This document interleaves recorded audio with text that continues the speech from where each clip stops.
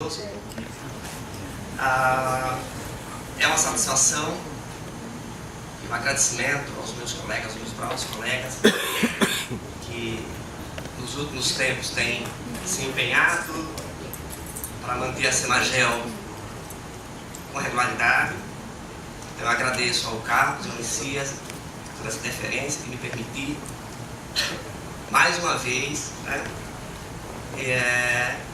apresentar, só fazer uma modesta saudação ao professor Carlos Augusto. Várias foram as vezes que nessa casa eu fiquei com esse papel e que me honra muito por as relações afetivas de nordestinos e também, e principalmente, por ter sido meu mestre aqui nesse programa de pós-graduação. Quero cumprimentar também, nesse sentido, dos 35 anos da Semagel. Não tem sido fácil, principalmente nos últimos anos, tocar este evento no nosso departamento.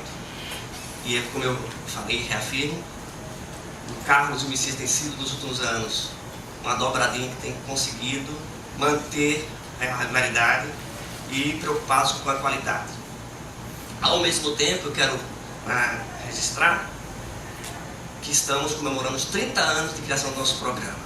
Dia 4 de outubro de 1994, o Conselho Universitário autorizava e o professor Rodolfo Pinto da Luz assinava, homologando a criação do nosso programa, e que em dezembro daquele ano se fez a primeira seleção e eu tive o privilégio de comprar a primeira turma, eu, a Maria Lúcia, o Nazareno, que hoje somos professores dessa casa, e que fomos a primeira turma de mestrandos, e que já passamos inclusive até por contingência profissionais da administração do programa.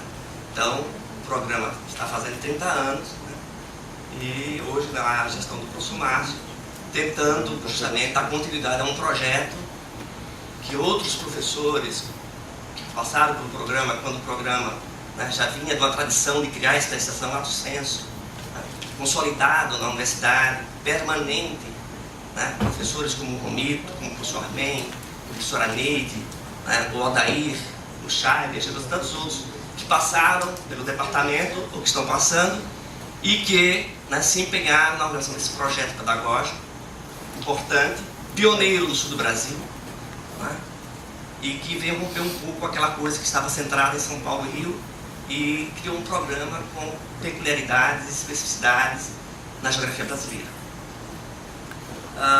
Então, como eu falei, eu me sinto, portanto, privilegiado em estar aqui.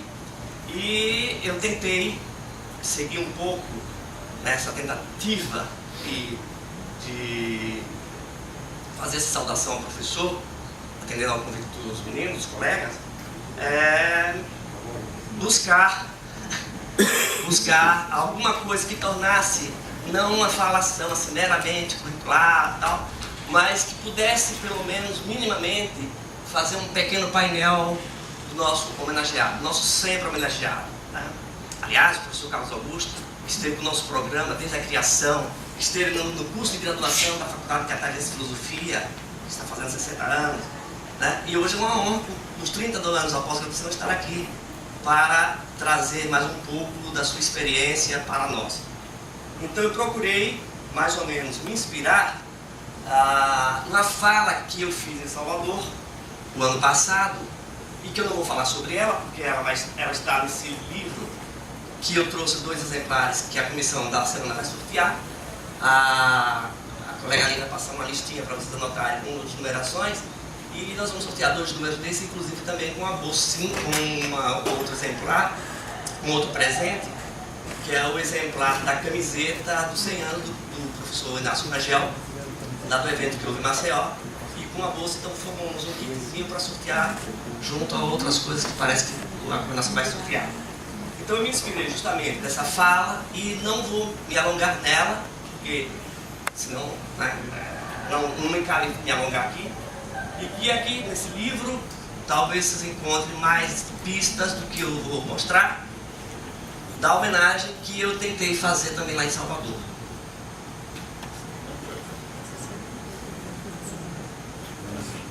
Então, lá em Salvador, eu chamei Carlos Augusto Figueiredo Monteiro, alguns itinerários de um geógrafo brasileiro original. Não sou eu que digo somente isso, muitos já dizem isso. Né? Ou como ele costuma se autodenominar, aprendiz de geógrafo. Vocês vão ver isso. Ele modestamente se diz aprendiz. Se ele diz aprendiz, o que é que somos, né?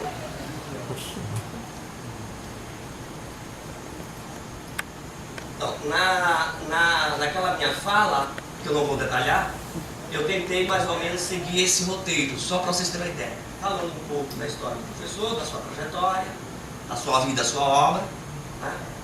Algumas nordestinidades, tecendo laços e caminhadas, que foi um pouco de como eu me vi, como eu me vejo, né? Aprendendo, bebendo a sabedoria do mestre, e das experiências que, através da Universidade de Santa Catarina, me permitiram, né, que eu, assim, encaminhasse, e por fim a conclusão. Mas o que me interessa é mostrar algumas imagens do professor. Aqui, um professor com 21 anos, em 1948. Né? Devo dizer que esse material, muitos deles eu recolhi a partir do dossiê que ele organizou quando ele fez 80 anos. E que esse material, cópia dele, está aqui no Geomemória, no projeto que a gente coordena. E outras informações que aqui serão mostradas que encontram aqui no Geomemória. E aqui em 91, aos 64 anos. Aos 87, está aqui presente. Bom, aqui são imagens também que estavam no dossiê dele, da sua Teresina, em 40. Né? Ele nasce em Teresina, mas por coincidência dos destinos da vida, ele nasceu no dia que Florianópolis está no aniversário. E daí tem toda uma explicação por que é que ele gosta de Florianópolis. Por que é que ele sempre frequentemente quer Florianópolis no seu aniversário. Pelo carinho, pela atenção que ele tem com esse lugar e com as pessoas com quem ele gosta de comemorar seu aniversário. Ali é a casa onde ele nasceu. Tá? Essa é uma foto que ele fez o que bateu. E aqui um marco de referência na sua vida, na sua trajetória, que é o Rio Parnaíba, que divide o Piauí do Maranhão, né? E que, com certeza, é uma das referências significativas da sua memória, da sua infância, da sua vida. Bom, esse aqui é a cópia daquilo que ele chama do seu primeiro artigo, do seu primeiro trabalho acadêmico. Ele, atendendo a uma solicitação da professora Lísia Bernardes, ele faz um estudo comparativo entre São Luís e Maranhão, que, por sinal, ele mesmo me disse que não está, né, autoral, mas foi ele quem realizou e publicou no Boletim Geográfico, nas informações de notícias bibliográficas do IBGE, do Conselho Nacional de Geografia. Sim, aí é o primeiro artigo do Fôlego dele, tá? Esse estudo, notas para o estudo do clima no centro-oeste brasileiro, né, que ele faz em 1947, ainda dentro do período de formação acadêmica na antiga Universidade do Brasil, depois do UFRJ. Essas fotos eu gostaria que os nossos alunos olhassem. Nossos alunos reclamam quando vai a campo, que isso, por aquilo, indo de ônibus, indo dormir.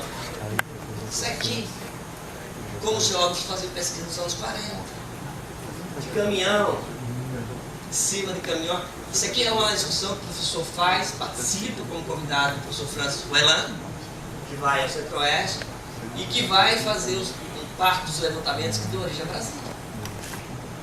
Olha como eram os trabalhos de campo. Então, são registros fotográficos que muito me emocionam, que talvez nos emocionem, por conta do sentido como se fazia a geografia, né? Não apenas profissionalmente, mas com amor e paixão, né? Superando as dificuldades e as adversidades que às vezes se tem. Essa é a capa de uma publicação que eu acho que é importantíssima, que todos daqui de Santa Catarina deveriam, né,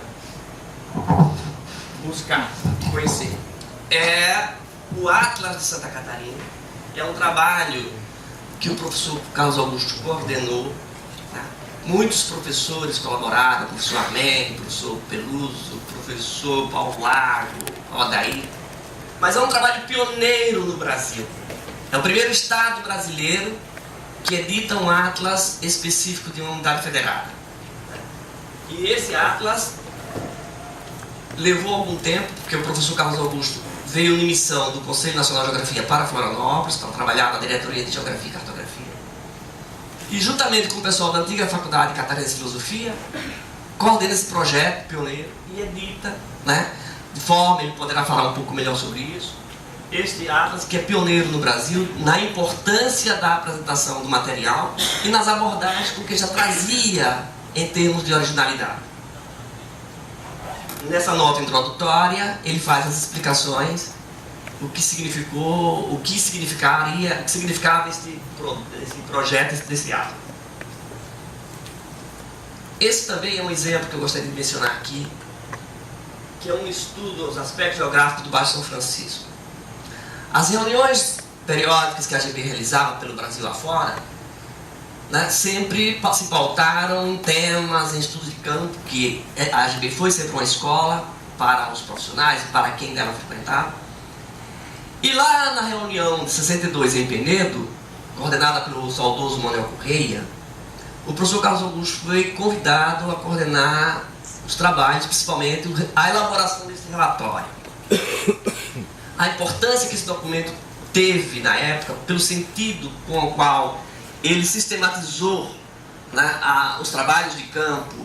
Imaginem vocês, o professor Carlos Augusto ele fala isso sempre com humildade, mas talvez ele não queira ressaltar a importância que ele teve de conviver com pessoas como Lísia Bernardes, o seu esposo, o professor Nilo Bernardes, o Caio Prado. O Carlos Augusto, em uma passagem de seu depoimento, ele narra como é que ele se sentiu estar ao lado de Caio Prado, um dos fundadores da AGB no Brasil. Mas esse documento é um documento que durante algum tempo ficou, vamos dizer assim, quase que como uma referência de biblioteca.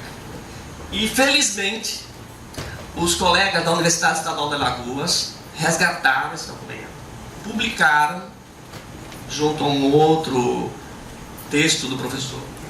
E está saindo nessa edição que eu considero assim, importantíssima para se conhecer como é que se fazia um relatório de campo em termos de um evento como foi a reunião da AGB de Penedo. Tá? E os detalhes, os blocos de diagrama, as fotos que ele anexa, produzida pela professora Olga Cruz, é um primor de trabalho.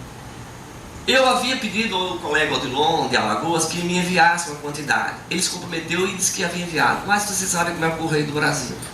Até hoje de manhã não chegou na minha casa o pacote com os exemplares.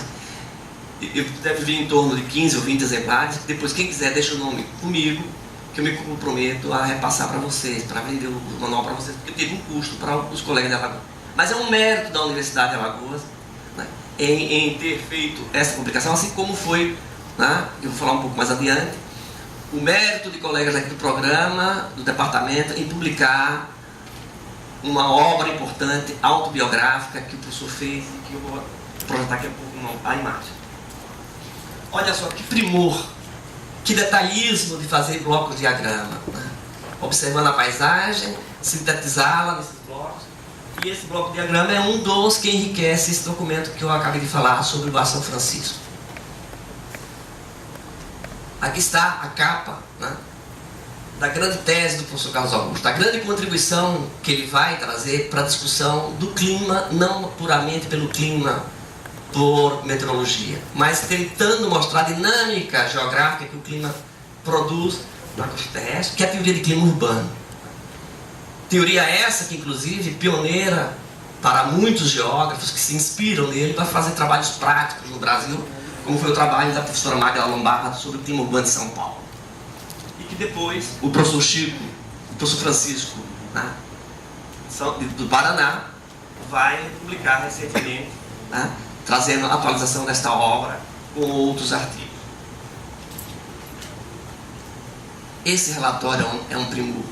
Os alunos precisariam ver, ler, ter acesso a esse trabalho. É a síntese do curso que o professor Carlos Augusto fez na histórica, na memorável reunião de 78 em Fortaleza, mostrando a trajetória da geografia no Brasil. Né?